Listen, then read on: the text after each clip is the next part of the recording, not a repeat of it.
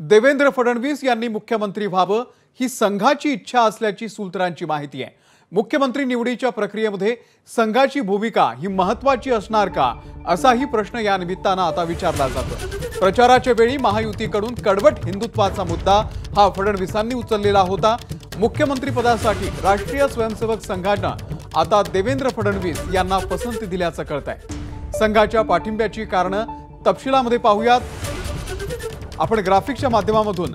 संघानं नेमका देवेंद्र फडणवीस यांचा चेहरा का निवडलेला आहे, त्याची काही कारणं आहेत। महत्त्वाचे मुद्दे आपण बघतोय। राजकीय नफ्या तोट्यासाठी फडणवीसांनी कधीही संघाचे स्वयंसेवक असल्याचं लपवलं नाही। राजकीय आचरणात देखील फडणवीसांनी संघाच्या शिस्तीचं पालन केलेलं आहे।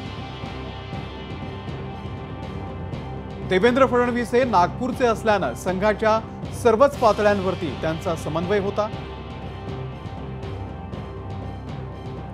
प्रचारामध्ये कडवट हिंदुत्वाचा मुद्दा फडणवीसांपेक्षा महायुतीच्या इतर कुठल्याही नेत्यानं उचलला नाही। फडणवीस विकास, हिंदुत्व आणि सर्वांना सोबत घेऊन जाणारे आहेत। भाजपला गेली 5 वर्ष महाराष्ट्रामध्ये एकसंध ठेवण्यामध्ये फडणवीसांची अत्यंत महत्त्वाची भूमिका आहे।